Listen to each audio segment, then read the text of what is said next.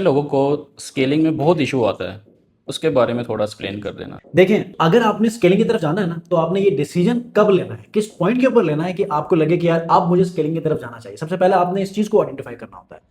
सबसे पहले अगर आपने डिसीजन लेना है ना कि मुझे स्केलिंग की तरफ जाना चाहिए, तो आपने 2-3 मैट्रिक्स को मेक श्योर करना है कि ये आपके सही हो। नंबर 1, आपका सीपीए, कॉस्ट पर एक्विजिशन, सही जा रहा हो। ठीक है, और ये सही कब जाएगा, आपने देखना है कि जिस पॉइंट के ऊपर आपने अपना सीपीए रखा है ना कि यार ये मेरा सीपीए उससे ज्यादा नहीं होना चाहिए। ठीक है, तो आपने 7 to 14 डेज देखना है कि क्या ये स्टेबल जा रहा है कि नहीं जा रहा। अगर स्टेबल जा रहा है तो आपने दूसरे वाले पॉइंट में आना है, जो कि लर्निंग फेज।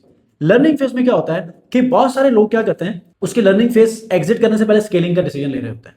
अब गो के 50 कन्वर्जन्स एक वीक के अंदर उनको मिल जाती है, लेकिन मेजर चेंजेस करते हैं जिसकी वजह से उनका जो लर्निंग फेज का पीरियड है वो एक्सटेंड हो जाता है, 10 से 15 दिन तक भी चला जाता है। कई सिचुएशन में वो 20-25 दिनों तक चला जाता है। तो इसी दौरान में थोड़ी सी जब उनकी सेल्स बढ़ती हैं तो वो बस ब्लाइंडली ये डिसाइड करते हैं कि मुझे स्केलिंग की तरफ जाना चाहिए।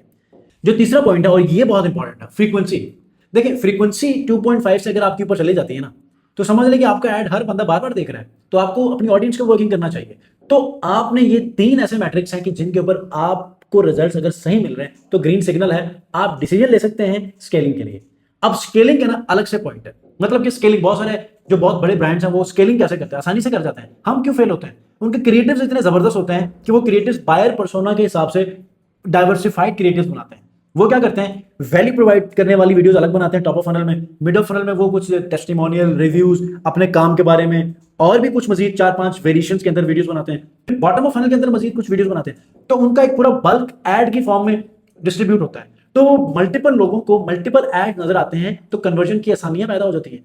तो स्केलिंग में ना क्रिएटिव अगर आपने अपने फनल के हिसाब से मैनेज किया, डिफरेंट बायर पर्सोनास को कवर करते हुए, उसके बाद फिर आप स्केलिंग को मेंटेन कर सके ना, जो मैंने 3 पॉइंट्स बताए उसके बाद, तो आपको कोई मुश्किल नहीं है। तो आप लोगों ने क्या करना है, इसमें कुछ चीजें अगर आपको कंफ्यूज कर रही हैं तो कल स्केलिंग के ऊपर मैं डेडिकेटेड वीडियो मैंने बनाई है, आप वो वीडियो देख सकते हैं डिजिटल हाइकल यूट्यूब चैनल के ऊपर। वहां पर आपको तफसीलन चीजें बताई हैं तो आपको समझ आ जाएंगी। ठीक है, थैंक यू वेरी मच।